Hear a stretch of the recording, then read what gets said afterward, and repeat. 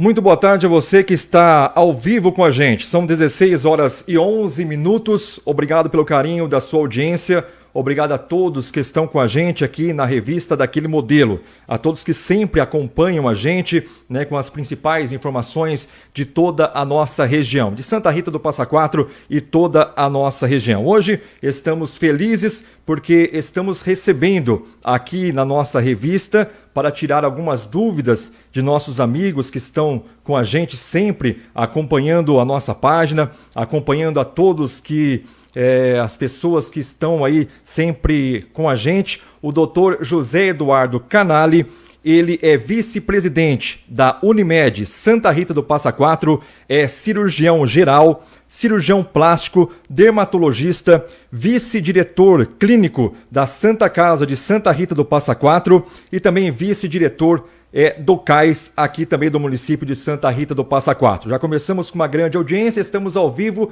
Obrigado pela sua participação aqui na nossa revista neste domingo, doutor. Boa tarde. Boa tarde, Marcelo. Obrigado pelo convite, né? Vamos tentar aí esclarecer um pouquinho aí que a gente sabe a respeito dessa doença aí que está pegando o mundo todo.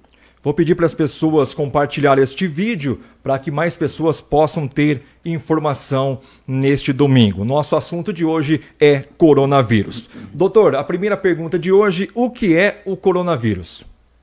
Bom, coronavírus já é o nome da doença, né? Então ele é chamado coronavírus ou Covid-19, né? Então é uma doença causada pelo SARS-CoV-2, tá? Essa doença ela pode variar desde um quadro clínico assintomático, né? Desde um quadro gripal leve ou totalmente assintomático, ou quadros respiratórios graves, tá? O que é interessante é que o coronavírus ele é de uma família de vírus, né, que causa infecções respiratórias, e esse novo coronavírus, chamado então de Covid-19, ele recebe esse nome porque o co vem do corona, o vi do vírus, o D de dezembro e o 19 porque foi dezembro de 2019 que foi detectado, né, descoberto, né, os primeiros casos aí na China. E então essa doença coronavírus ou Covid-19 são bastante antigos, né? Os primeiros coronavírus eles foram descritos em 1937, né? Mas em 1965 que eles descreveram exatamente o coronavírus, devido à decorrência que ao microscópio, né, a aparência do vírus parecia uma coroa, né? E por isso ficou corona de coroa, porque a aparência dele parecia muito uma coroa. E a maioria das pessoas se infecta pelas formas leves desse coronavírus, né? Que tem os alfa-coronavírus, beta-coronavírus, ao longo da vida. Principalmente as criancinhas, né? Que apresentam aí as síndromes gripais, né? Com esse tipo mais comum. A Organização Mundial de Saúde, ela refere que cerca de 80%, dos casos de infecções pelo coronavírus são assintomáticos e cerca de 20% podem requerer hospitalização. Dentro desses 20% que são hospitalizados, cerca de 5% vão precisar de UTI devido ao suporte ventilatório, tá? Então, basicamente é isso, né? Retratando o que é o coronavírus, então. Então, a gente pode dizer que a grande maioria das infecções vão passar desapercebidas. Ô doutor, tirando algumas dúvidas dos nossos leitores, as pessoas que estão sempre com a gente aqui na revista, essa infecção pelo coronavírus, ele é igual em criança, jovem e adulto? Não, existe assim né, uma pesquisa de todos os casos que estão sendo acometidos no mundo, que assim, a, em crianças de até 10 anos é muito baixo a contaminação, né, a infecção. A grande maioria se concentra a partir aí dos 30 anos até os 69 anos, né? Com uma incidência maior acima dos 60 anos. Tá? Então existe essa variação. E isso é fácil de entender, é a imunidade. Né? Então, quanto a gente sabe que com o envelhecimento, o nosso sistema imune vai enfraquecendo. Embora durante a vida a gente se exponha a diversos micro-organismos, mas o nosso sistema de defesa vai se tornando mais fraco. Por isso que com o decorrer da idade a gente vai se tornando mais suscetível a infecções. Mas a característica desse vírus é atingir mais a população a partir dos 30 anos aos 60 anos. Esse é o pico maior, né, da contaminação. E é lógico que a pessoa mais idosa, ela também vai ser mais suscetível, é lógico. Mas assim, o perfil que nós estamos vendo é que a grande maioria dos infectados estão nessa faixa etária que varia de 30 a 69 anos, mais ou menos. Muito bem, estamos entrevistando nesta tarde o Dr. José Eduardo Canali. Doutor, como que é feita essa transmissão do coronavírus? Então, a transmissão, ela se faz de pessoa a pessoa, né? De uma pessoa doente, né?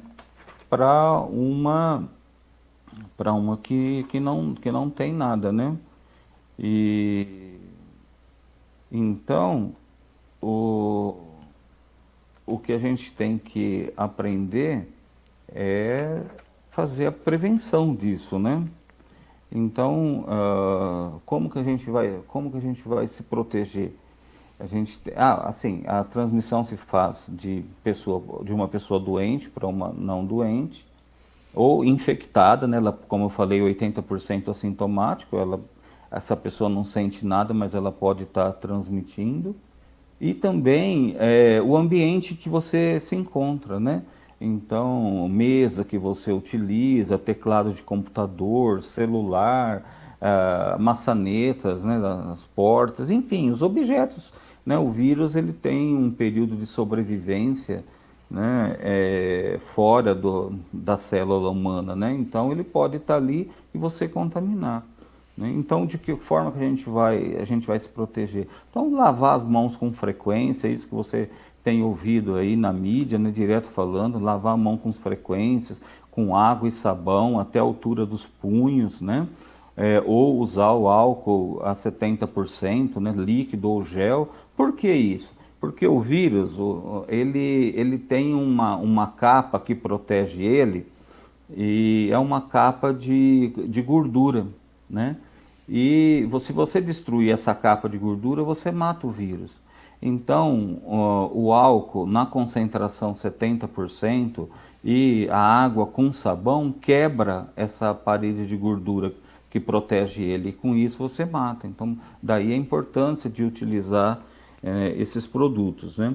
Se o indivíduo vai tossir, vai espirrar, procura cobrir o nariz, a boca com um lenço ou com o próprio braço, entendeu? Evitar de colocar as mãos, né? Evitar de você tocar com as suas mãos os olhos, nariz e boca se as mãos não estiverem higienizadas, tá? E é interessante a questão de você manter uma distância mínima entre as pessoas, né? De pelo menos 2 metros, né? Se uma pessoa está tossindo, uma pessoa está espirrando, porque as gotículas, né, que saem ali na saliva, elas atingem essa distância. Então, daí a importância de você manter esse distanciamento. E E agora, assim, se você pega dentro de casa, né? Como você vai fazer se você tem uma pessoa que está positiva dentro de casa, né? Ou com sintoma gripal dentro de casa? Você tem que ter uma distância mínima de pelo menos 1 metro dentro de casa. A gente entende que, né? Fala assim, isolamento social, dentro de isolamento domiciliar é coisa de rico que tem casa grande, né? Pessoal mais humilde, casa pequena. Mas a gente sabe que isso é verdade. Mas assim, você tem que manter um isolamento mínimo. E de preferência, se você tiver uma pessoa que está com sintoma gripal ou que já está confirmado, né, que tem o vírus, né? Você tem que procurar deixá-la num cômodo separado, separar objetos de uso pessoal, talheres, né? Enfim, aquilo que é dela, né? E, e evitar realmente, pelo menos dentro de casa, esse distanciamento de 1 metro, que não dá para ser mais, e de preferência ela está num cômodo, né? Se ela está positivada, né? E separar então objetos de uso pessoal, tá? Pode falar. Doutor, muito se fala também, né, para que a gente possa tirar as dúvidas das pessoas que estão em casa, inclusive estão enviando muitas perguntas para a gente aqui, a gente vai tentar aqui passar para o doutor. Quem faz parte do grupo de risco? Vem se falando muito sobre o grupo de risco. Quem faz parte desse grupo, doutor?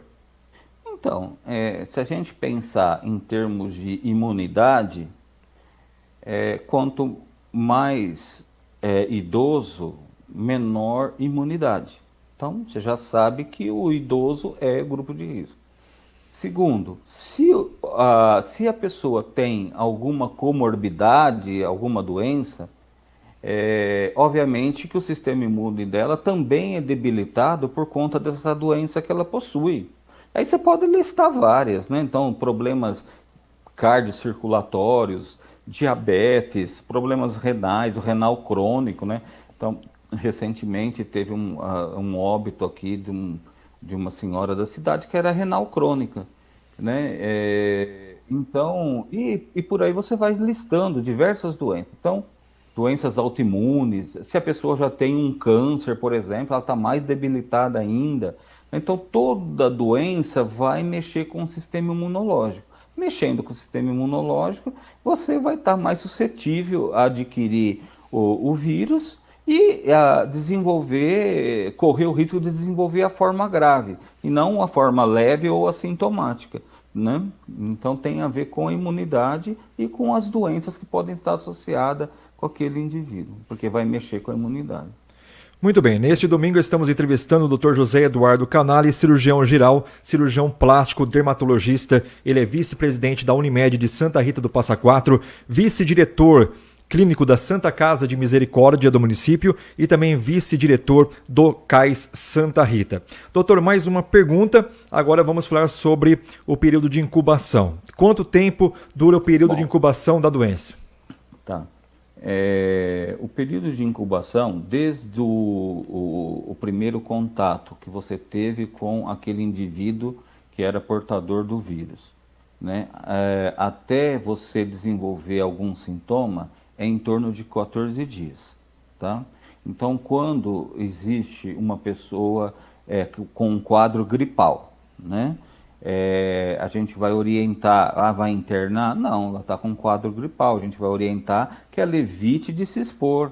Quando a gente fala fique em casa, é para você evitar de se expor ao vírus. E se ela está já com sintoma gripal, então ela vai ter que passar por um período de observação de 14 dias, tá? Que para você ver se a pessoa vai desenvolver forma grave ou não, tá certo? Então, normalmente é esses 14 dias que o vírus vai dar a manifestação dele. Ou você vai ficar sintomático, ou você vai ter uma forma leve, aquela pessoa teve um sintoma gripal e parou por aí, ou ela evoluiu para um quadro grave que vai necessitar de hospitalização e até mesmo de uma UTI, num caso mais extremo. Doutor, muitas pessoas às vezes ficam em casa e preocupados como é os sintomas, né, dessa doença, né? Às vezes está com resfriado ou não, mas para esclarecer essa dúvida para a população, quais os reais sintomas da Covid-19? Então, a gente chama de síndrome gripal, né?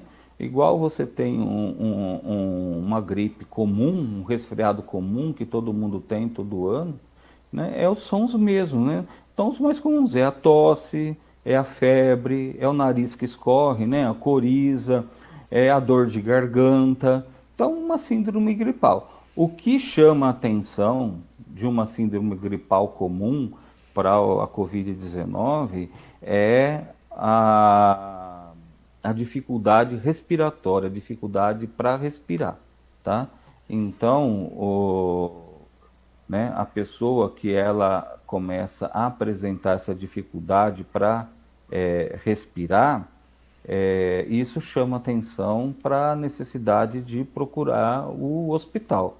Normalmente o sintoma gripal leve já não vai assim trazer muita preocupação, porque ela pode ficar só nesse sintoma leve. Por isso que a gente orienta, ó, ela está num sintoma leve, tá, mas se ela sair por aí, né, se expondo desnecessariamente, ela pode passar esse vírus para uma pessoa que não vai desenvolver o sintoma leve, né? Aquela pessoa para quem ela passou pode evoluir para forma grave e até óbito, tá? E, então, o que chama atenção para a gente da gravidade é o aparecimento, né, do desconforto respiratório, né, da dificuldade para respirar, aquela sensação que o ar não entra mesmo, né, aquela sensação de opressão no peito,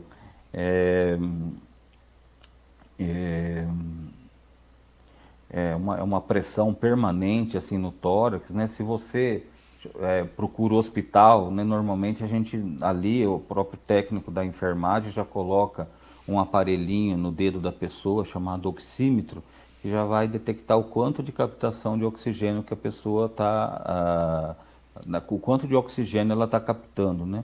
Então chama atenção para a gente quando esse valor é inferior a 95%.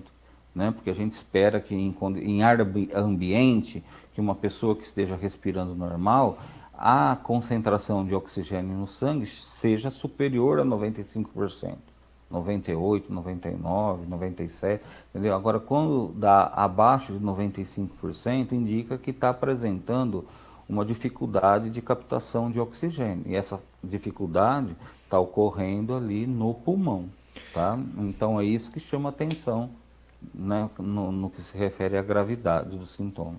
Doutor, essa semana os jornalistas, né, os jornais, na verdade, comentaram muito sobre também a importância do isolamento social. Eu gostaria que o senhor pudesse explicar para a gente, o senhor que é médico, qual é a importância do isolamento social para essa doença.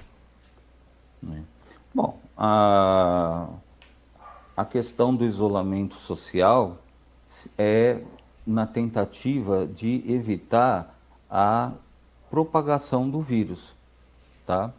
Porque o vírus, ele precisa de um mecanismo para ele espalhar, né? Vamos supor se esse vírus tivesse uma letalidade muito alta, por exemplo. Eu pegava a doença, ou você pegava a doença e já morria, pronto, acabou. Ele não ia espalhar, sabe? Porque acaba o veículo de transmissão, que é o ser humano, né? Agora, esse vírus, ele tem um poder de infectividade grande e ele se espalha de pessoa para pessoa. Então, quanto mais pessoas pegarem, né, maior a quantidade de infectados, lógico. Consequentemente, a gente não sabe quantos vão evoluir para o estado grave, para precisar de uma UTI ou de uma hospitalização, ou quantos que vão ficar numa forma leve ou assintomático. Esse que é o problema. Se nós soubéssemos, falar assim, não, eu vou me expor ao vírus e eu vou ficar dentro dos 80% assintomático. Não, você, Marcelo, vai pegar o vírus e vai ficar só com a forma leve. Não, você vai pegar o vírus, você vai parar numa UTI. Nós não sabemos isso. Então, quando você orienta o distanciamento social, o isolamento, tirar a pessoa de circulação da rua, é para evitar que um maior número de pessoas seja infectada. Porque a gente não sabe como que o seu José, o seu João, a dona Maria vai evoluir. Se ela vai ficar na forma sintomática, na forma leve, numa forma mais grave, ou se vai precisar de UTI ou se vai para óbito, tá? E o nosso sistema de saúde, ele é precário, tá? Né, você vê os Estados Unidos, Europa, que são os países aí mais ricos do mundo, um sistema de saúde que também não suportou essa pandemia, né? Eles também procuraram formas de tentar acolher essa demanda gigante de uma hora para outra, né? Uma evolução muito rápida. Né? Então, aqui no Brasil, você vê pela mídia aí os hospitais de campanha, né? Que é esses hospitais que são abertos de forma urgente para receber esse número grande de pessoas que vêm necessitando de hospitalização. E se você imagina aqui em Santa Rita, por exemplo, nós somos em cerca acho que uns 27 mil habitantes, mais ou menos isso. Sim. Você imagina se você tem 27 mil habitantes aqui precisando de UTI. Você entendeu? Imagina uma situação dessa. Então não está. O sistema de saúde em nenhuma parte do mundo suporta uma pandemia desse tipo. Por isso o número de óbito é alto. É alto mesmo, porque não tem, por mais respiradores que as empresas fazem, hospitais de campanha que se monta, entendeu? Essa infecção ela vai acontecendo. Agora, se você reduz a circulação das pessoas, você diminui o número de pessoas que são infectadas. Não significa que ela não vai se infectar, mas você dá tempo daquelas que se infectam de serem tratadas. Porque se você tiver, em Santa Rita, nós temos 20 pessoas infectadas, por exemplo. A Santa Casa dá conta, nós temos 22 leitos para pôr, nós temos respirador para dar assistência, nós temos sistema para isso. De repente, 50 pessoas aqui estão precisando de hospitalização urgente de respirador. Não tem. E não adianta achar que você vai mandar para outra cidade, porque outra cidade tem que ter a estrutura dela preparada para a população dela, entendeu? Né? E é assim, quanto mais próximo da capital, no nosso caso São Paulo, quanto mais próximo das capitais de uma forma geral, as cidades mais próximas, maior é o número de pessoas infectadas, né? Então, cidades metropolitanas, lá vizinhas de São Paulo, né, e é tão grande o número de infecção. Então, aí você vai vendo a evolução, né, da infecção para o interior, né? Então, você vai vendo, em relação à distância de São Paulo, o número de infectados nessas cidades, né, como que vai. Então, quanto mais distante das capitais, menor o número de infectados. Quanto mais próximo, maior o número de infectados. Entendeu? E cidades que também são grandes, que não é capital, mas que tem um volume de pessoas que vão e vêm, tipo Ribeirão Preto, que é a nossa referência para tudo, também lá o número também de infectados já é bem maior do que aqui em Santa Rita, pelo próprio fluxo de pessoas. Então, quando fala-se em distanciamento social, isolamento, agora eles estão falando em lockdown, né, que é o isolamento total, justamente para diminuir a circulação do vírus, para diminuir o número de pessoas infectadas, para que o sistema de saúde tenha tempo suficiente de se preparar para poder cuidar daquelas que se infectam e vão necessitar de hospitalização. Lembrando que 80% nem sente nada, tá certo? Questões econômicas, muito se discute, não, porque a economia, porque isso, porque aquilo outro. Bom, a economia tem chance de se recuperar, né? E existem os economistas aí para ver qual a melhor solução. Agora, aquela pessoa que morreu não tem como voltar atrás, né? Então fica uma polêmica aí, abre comércio, não abre comércio, nós estamos lidando nós estamos em guerra, né? Por um inimigo estranho, que a gente está aprendendo a lidar com ele, né? Esse inimigo ele é poderoso, tá? Nós estamos tentando sobreviver a ele. Ô, doutor, esse mês nós tivemos um decreto do governo do estado para o uso de máscara. E eu gostaria de informação o seguinte do doutor. A pessoa que tem a síndrome gripal, apenas a síndrome gripal, ela tem que ficar isolada? Então, você não sabe se essa síndrome gripal é uma influenza comum. Então, você não sabe, a não ser que você vá testar para a Covid-19, entendeu? A Unimed doou um certo número de exames para o Covid, o teste rápido, né, para a Santa Casa. Mas não é para fazer assim geral, né? Não tem, por quê? Você precisa de pelo menos uma semana de sintomas gripais, tá? Para você poder fazer esse exame e ele te direcionar se você é positivo, né, ou não, tá certo? Sim. Agora, o teste que confirma mesmo é o teste do PCR, onde você colhe secreção nasal e de orofaringe, manda para o Adolfo Lutz, e aí ele vai dar, não, você está positivo mesmo ou não, tá? Agora, o teste rápido, ele vai te direcionar à população que está mais suspeita, entendeu? Então, quando a gente fala, ó, esse caso é suspeito, ele tem antes a gente falava que ele era suspeito pelos sintomas, tá? No começo dessa história toda, né, no começo de março, né, então a gente fala, o indivíduo veio de viagem, o indivíduo teve contato com pessoa que veio de viagem, então eram os suspeitos. Né? Agora não, agora o pobrezinho, porque antes então a pessoa veio de viagem da Europa, estava atingindo classe alta, tal, essas coisas. Agora não, agora está no mais pobrezinho, qualquer pessoa. Então ele desenvolve um sintoma gripal. A gente não tem condição de falar se aquilo é uma gripe resfriada que todo mundo tem todo ano, se aquilo é ou o Covid-19, que está numa forma leve, se vai evoluir para uma forma rápida. Então, se o indivíduo tem um sintoma gripal, ele tem que estar em isolamento domiciliar, tá certo?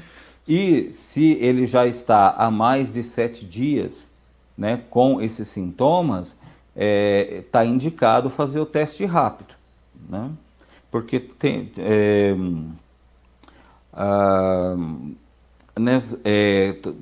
tem uma questão, né, que você havia perguntado, né, quem tem o direito de fazer o teste rápido, né? Então aí eu já estou respondendo isso. Sim. daí, né? Tem direito a fazer o teste rápido aquele indivíduo que está com um sintoma gripal, com uma síndrome gripal, há pelo menos 7 dias, tá? Do contrário, se fizer, não adianta. Não? Eu vou fazer na farmácia, custa não sei quanto, aí, mais de R$ 200 o exame. Vou fazer na farmácia. Pode ir, mas eu comecei hoje, estou com febre, estou com tosse, vai dar negativo lá, não vai dar que você tem a Covid-19, nada. Você precisa de pelo menos 7 dias para o seu sistema imune esboçar anticorpos, não anticorpos que vão te defender do Covid, que vão marcar que você tem o Covid circulante, e aí esse indivíduo vai ficar como suspeito. Entendeu? Ele pode simplesmente se curar disso como uma gripe comum, ou ele pode evoluir para aquele polo mais grave, com insuficiência respiratória e precisar de hospitalização, tá bom? Sim. O doutor, não sei se deu para entender. Deu sim, deu para entender. O doutor, aqui em Santa Rita do Passa Quatro, nós temos um gripário e temos o pronto-socorro, né? Um trabalho, inclusive, fantástico aí da diretoria administrativa da Santa Casa. Mas nós não falamos só para o município de Santa Rita, nós falamos para vários municípios, né? E muita divulgação para não ir ao pronto-socorro. Quem pode ir ao pronto-socorro? Então, esse não é que não pode ir ao pronto-socorro. O que a gente... Vamos supor que o indivíduo está com sintoma gripal leve, tá? Ele vai para um ambiente onde a circulação de vírus é maior. Então, vamos supor que no pronto-socorro acabou de passar um indivíduo que está com o Covid ali. Esse indivíduo, ele tocou em objetos do hospital, teve contatos, entendeu? E o vírus está ali, o vírus ele fica no ar, o indivíduo foi lá, fez uma inalação, por exemplo, né? Então joga aerosóis no ambiente. E aí aquele que está ali, olha, começou hoje, ou faz 2 dias, estou com um sintoma gripal leve. Aí ele pega, ele vai lá se expor, entendeu? De repente o caso dele era uma gripe comum e ele foi, que já debilita, mesmo uma gripe comum, você tem uma baixa de imunidade por conta de uma virose comum, aí ele foi lá, se expôs àquele vírus que estava no ambiente naquele dado momento, entendeu? E aí ele pode adquirir e poderia não ter adquirido, tá? Ou uma pessoa que tem uma comorbidade, como alguma outra doença, está com um sintoma gripal, então vai para o hospital, chega lá, ele vai estar se expondo. O ambiente hospitalar é um ambiente 100% contaminado, não só por Covid-19, mas por qualquer outro tipo de vírus e bactérias, entendeu? Dentro do hospital circula de tudo.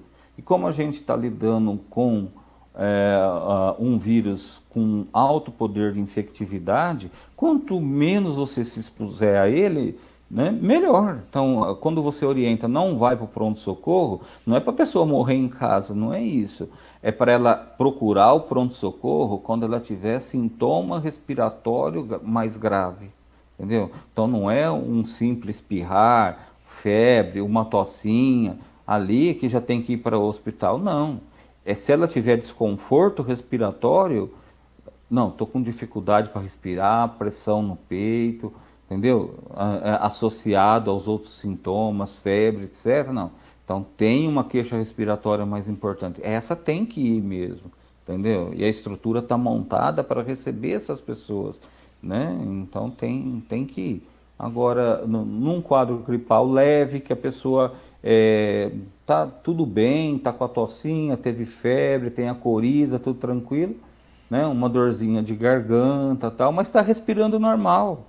Então aguarde, né? Tome somente o sintomático, a dipirona, o paracetamol para febre, para dor.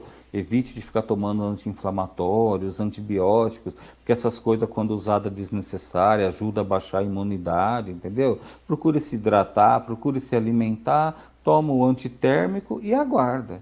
Se em dado momento isso vier a piorar, né, que a pessoa começa a apresentar esse desconforto respiratório, tudo bem, coloque uma máscara, vai para o hospital.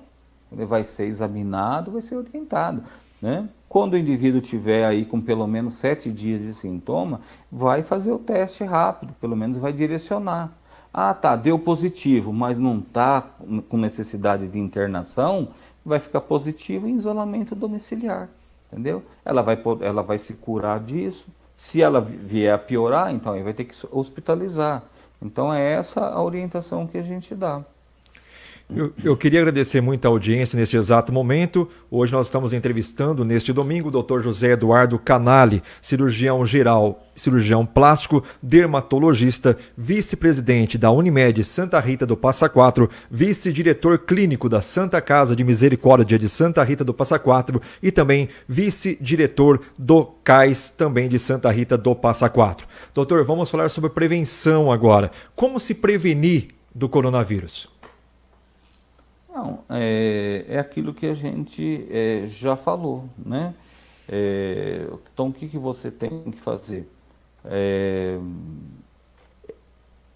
Quando você for se deslocar, né, da sua casa, que você necessita de ir ao supermercado, de você ir a uma farmácia, né? Qualquer deslocamento que se faça necessário, o que a gente pede é para evitar de sair de casa desnecessariamente, né? Se você tiver que sair mesmo, então que você use a máscara. A máscara não é que o indivíduo está 100% protegido, né?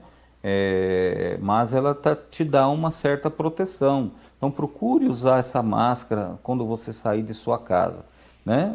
Se você tiver alguém positivo com sintoma gripal dentro de casa, então você também tem que se proteger, tá? Mesmo dentro de casa.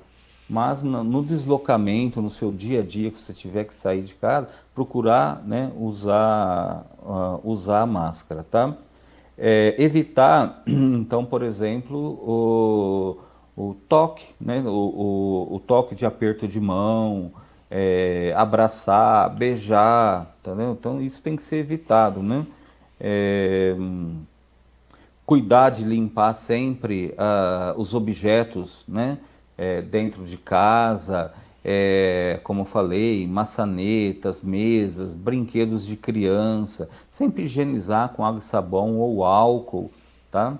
A lavagem da mão frequente com água e sabão, ou usar o álcool em forma de gel, ou o álcool a 70% líquido, é, evitar aglomerações, né? Por isso que os eventos foram todos cancelados, né? Hoje existem as lives aí, né? Os artistas fazendo shows, etc. Então, evitar aglomeração. Por quê? É simples. Mas se você, onde tiver aglomeração, é mais fácil. Numa tosse, num espirro, o vírus, num aperto de mão, entendeu? Então, evitar aglomeração, tá? É basicamente isso, não tem muito segredo. Muito bem, doutor. E vocês médicos que estão aí à frente da pandemia, né? Os médicos, enfermeiros, técnicos, enfim, o pessoal da área da saúde. Como que é realizado o tratamento do coronavírus? Olha, o tratamento não existe, tá? Não tem um medicamento. Olha, você vai tomar isso, você está curado, tá? Vírus é diferente de bactérias, né? Os micro-organismos, né, que provocam doenças no ser humano, nós temos os protozoários, nós temos fungos, nós temos as bactérias e temos os vírus. E depois tem os vermes também, né, que dão infestações. Para cada tipo aí de agente infeccioso, existem determinados tratamentos. Se você tem uma doença bacteriana, né, tipo, tá com uma amidalite, você tá com uma pneumonia, por exemplo, existe o antibiótico. Você vai tomar, né, ele vai aí, junto com o seu sistema de defesa, ele vai matar a bactéria. Agora, não tem antibiótico para vírus. Você pode dar um caminhão de antibiótico para o vírus, ele vai nadar de braçada ali e não acontece nada com ele, né? Hoje existe alguns antirretrovirais, né, utilizados não para matar o vírus, mas para não deixar ele aumentar, replicar. Né? No caso do HIV, né, a gente vê muito isso. Né, recentemente, com o outro quadro gripal que leva à insuficiência respiratória, que é H1N1, que todo ano tem vacinação, né? Existe, né, aquela droga, o Tamiflu, que ajuda a controlar a replicação viral, né? Mas a gente sabe que o que resolve para vírus é vacina. Você tem que, o organismo tem que desenvolver anticorpos contra o vírus, tá? Então, o que é vacina? Vacina, você pega aquele micro-organismo que poderia te provocar uma doença e te matar, você injeta ele na pessoa, a gente fala que ele está atenuado, né? Ele está de tal forma que ele não vai produzir a doença, mas vai servir para você desenvolver os anticorpos que vai lá, vai neutralizar ele, tá? Então, isso é a vacina. Então, ou você adquire anticorpos de forma natural, então você pode ser o caso desses 80% assintomáticos, né, que pega o Covid e fica assintomático. O organismo desenvolve o anticorpo e neutraliza e ele fica assintomático, tá? Ou então você vai desenvolver a vacina contra o vírus, né? Essa vacina vai ser lá o bichinho atenuado, né? Não vai provocar a doença e ele vai fazer o organismo desenvolver anticorpo para neutralizá-lo. Então, a pesquisa hoje no mundo todo é para essa vacina, tá? Então, é essa procura da vacina no mundo todo para poder combater esse vírus aí. Agora, existem medicamentos que, em situação internação hospitalar que têm sido testados, mas não tem nada comprovadamente, tá? Então, ouve-se falar na mídia da hidroxicloroquina, da cloroquina, né? Agora, recentemente, anticoagulantes, tipo heparina, mas tudo usado naquele paciente que necessita de hospitalização. Mas são, assim, testes, é empírico, ou seja, quer dizer, não está comprovado que aquilo é 100% eficaz, entendeu? São algumas alternativas que são utilizadas durante a hospitalização, não é para ser usado em casa, tá? É algumas coisas que a gente lança a mão para poder ajudar aí o paciente que está desenvolvendo uma forma grave, tá? Mas a busca hoje no mundo é para uma vacina, tá? Esperamos que isso venha logo, né? Tem muitas coisas aí promissoras. Doutor, não sei se o senhor consegue me responder sobre prognóstico, então, qual o prognóstico? Existe algum para melhora ou cura da doença? O senhor pode falar alguma coisa para a gente, quem está vendo neste exato momento? Então, como a gente viu aí, né, durante essa colocação, como eu falei, quer dizer, 80% são assintomáticos e esses já estão curados, não tem nada. Alguns desenvolvem formas leves, tá? Que também vão evoluir como uma síndrome gripal comum. E tem aqueles 20% que vão precisar de hospital e aqueles 5% vão precisar de UTI, tá? O que a gente tem observado é que existe uma chance de resolução, de cura grande, né, para esses casos graves, tá? Agora, o que dificulta é aquele caso grave no paciente que já tem um outro problema associado. Então, um renal crônico adquire a forma grave, vai ser difícil o controle dele. Uma pessoa com problema cardiovascular, o diabético, entendeu? Porque eles já têm uma imunidade pior em relação a um indivíduo que não tem nenhuma outra doença associada, entendeu? E então é isso. O que a gente espera é que surja logo essa vacina, tá? A gente tem visto aqui no Brasil que os cientistas eles consideram que ah, o pico, né, a curva, né, que vocês ouvem falar tanto que essa curva, né, está subindo, eles acreditam que até o final de maio agora é, a curva vai começar a descer, entendeu? Vai diminuir o número de infectados, tá? E isso, se a gente, não por medicamento, entendeu? Mas pelo controle aí do distanciamento social, do isolamento social, né? Você vai se conseguir diminuir essa ascensão, né? E já tem divulgados nos últimos dias que tem diminuído já o número de casos aí infectados. Acredita-se que para final de setembro, né, que já tenha diminuído muito isso daí, tá? Mas Esperamos.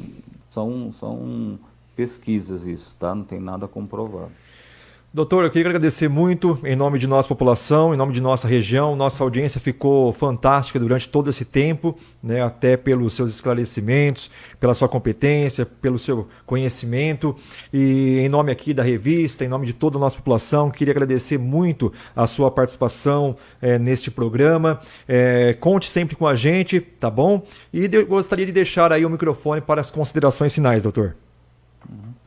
Ok, eu que agradeço, né, aí ao seu convite, né, de poder falar um pouco, né, espero que a linguagem tenha sido acessível, né, porque é horrível você ouvir coisas que você não entende, né, o que significa isso, né, então eu tentei simplificar da melhor forma possível, usar o menos termo técnico possível, né? E espero que tenha ajudado um pouco, tá bom?